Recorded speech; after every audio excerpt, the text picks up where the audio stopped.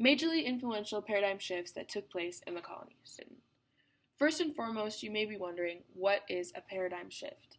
A paradigm shift is an important change that happens when the usual way of thinking about or doing something is replaced by a new and different way. Now, this new way of thinking emerged in three major categories during this time in history. Those categories consist of 1. The Religious Revolution, 2. The Civil Rights Revolution, and 3. The Women's Rights Revolution. Now, I will be giving clear examples as to how each of these, what we'll call paradigm shifts, influenced the colonies to separate and relate them back to current times. But before that, we need to talk about the concepts that were already instilled in the colonies.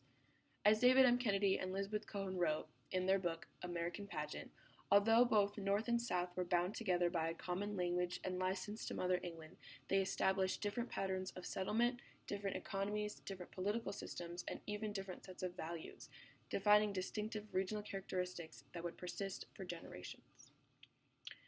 Now for the first paradigm, the Religious Revolution. In 1619 to the 1700s, the earliest settlements were primarily shaped by the religious devotion, and that devotion impacted almost every part of their life, one in particular, the government. The provincial government, deemed liberal by the standards of the time, was not a democracy. The first governor of the Massachusetts Bay Colony, English Puritan John Winthrop, feared and distrusted democracy. The governance during this time period was elected by free men, but only Puritans were eligible for church membership and could be free men. The religious grasp on the politics during this time was immaculate. This is an example of the usual thinking that occurs prior to the paradigm shift. But what was that important change that shifted the colonies to believe in a more of a secular government? It was a Salem minister. Seen as a threat to the Puritan leader, Roger Williams had radical ideas. He was a separatist, and he believed a clean break with the corrupt Church of England was necessary. Williams was found guilty for commencing this paradigm, and he was banished for new and dangerous opinions. Williams continued on to build a Baptist church and establish religious freedom. Williams' endorsement of tolerance made Rhode Island more liberal than any other settlement in the New World. The religious revolution paradigm has affected us in the present day in many obvious ways. Our religious freedom and secular government are major attributes of what makes up our democracy. We would see some influence of religion in our government today with the so recent legalization of same-sex marriage. With so many religions condemning the idea, an argument can be made that the government was impacted. The second paradigm shift was the Civil Rights Revolution. The usual way of thinking included the hierarchy between North and South, which was very clear. The North had an equilibrium and the South was noticeably divided. There was the 2% of upper-class whites, the poor whites, and at the bottom were the slaves. The belief that people of color are inferior has been inbred in our history. The economy of the South depended on slavery and the boom of slave trade. Slave trade consisted of over 7 million Africans being carried into the New World. The Atlantic slave trade took place during the 1500s to 1860, and slavery was integral to the economy and continued to gain importance.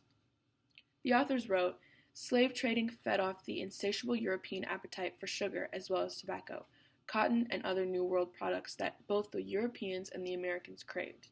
As slavery spread, the gaps in the South's social structure widened. A defined hierarchy of wealth and status, priding itself on the market of slaves and vast domains of land, ruled the economy, and the oppressed black slaves remained in the basement. The South invested money into the slaves and utilized them in crucial ways, but the North saw the cruelty in the laws. With the passing of the Fugitive Slave Act, which required all slaves upon capture to be returned to their masters, which officials and citizens of free states had to cooperate, more things like Dred Scott v. Stampford all separated the North and South even more. This view in modern times has obviously changed, but the efforts and roadblocks faced to get to this idea that this paradigm that slaves and people and humans deserve equal rights took a long time. But the paradigm really occurred after the election of the Republican Abraham Lincoln as president. His victory without a single Southern electoral vote was a clear sign that the Southern states had lost all influence, and the Civil War was fought to preserve the Union and protect the rights of all people, including slaves. Finally, the last paradigm shift I'll focus on is women's rights. Women in the 1600s could not vote and were seen as morally weaker than men, a view constructed by the religious teachings of Adam and Eve. A true wife accounts subjection to her honor. This quote, declared by a Puritan leader, sets the tone for the common views on women in Europe and even in America. The role of these women in New England initially was childbearing.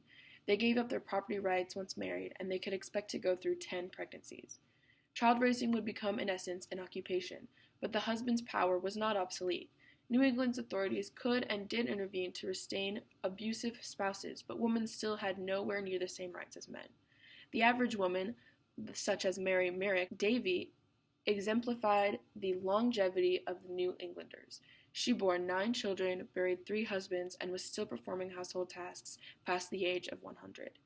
The paradigm shift finally occurred once the 19th Amendment was passed. This granted women the right to vote. Women such as Elizabeth Cady Stanton, Susan B. Anthony, and Lucy Stone were important figures in the women's rights movement. The suffrage of women was recognized, and their rights were beginning to appear. Yet even now, in the present day, women still don't inhabit all the same rights, and it may call for another paradigm shift. These new perspectives in thought all started with a prior way of thinking. Much like a lens restricting these new modern ideas, these paradigm shifts were crucial in the way America was shaped and to the separation of the colonies. Many of these shifts that occurred in this time period are still relevant today and have impacted us more than we know.